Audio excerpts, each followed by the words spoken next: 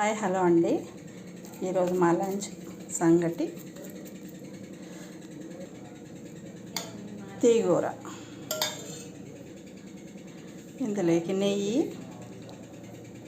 వేసుకొని తింటే చాలా బాగుంటుందండి. రాయలసీమ స్టైల్ సంగటి, పచ్చి గింజల తీగూర, పచ్చి అలసంద గింజల తీగూర చాలా బాగుంటుంది. తీగూర ఎలా చేయాలనో చెప్తాను మీకు.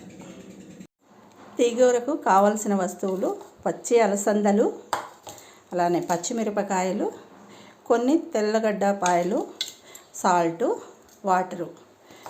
ఈ అలసంద గింజలు ఒలుసుకొని నీట్గా కడిగి పెట్టుకొని ఇందులో వేసేసుకున్నాం.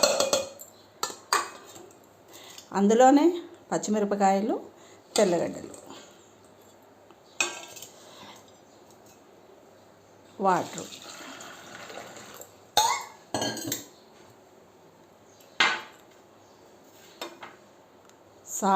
సాల్ట్ వేసేసుకొని స్టవ్ వెలిగించుకొని పొయ్యి మీద పెట్టుకొని ఉడికించుకుందాం.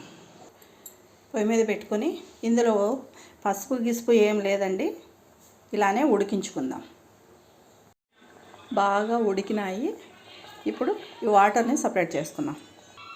ఇట్లా వాటర్ని అంతా సపరేట్ చేసుకొని ఇప్పుడు పప్పుని బాగా వెనుపుకున్నాం.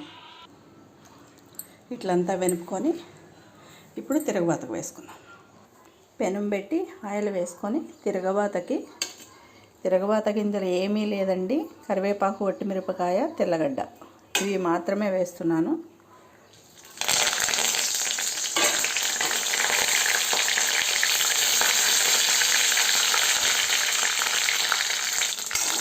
ఇట్లా తిరగబాత కొద్దిగా తెల్లబాయి గోల్డెన్ కలర్ వచ్చిన తర్వాత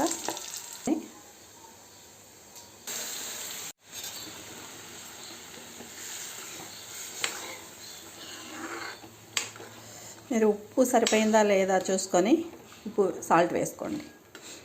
ఒక సన్న మంటలో ఒక 5 నిమిషాలు అట్లా ఉడకనిద్దాం. ఇట్లా ఒక 5 మినిట్స్ ఇట్లా ఉడికిన తర్వాత స్టవ్ కట్టేసుకొని ఒక సర్వింగ్ బౌల్లోకి తీసేసుకున్నాం. ఇట్లా సర్వింగ్ బౌల్లోకి తీసేసుకొని ఇందులో నేను కొత్తిమీర కూడా ఏం వేయలేదండి.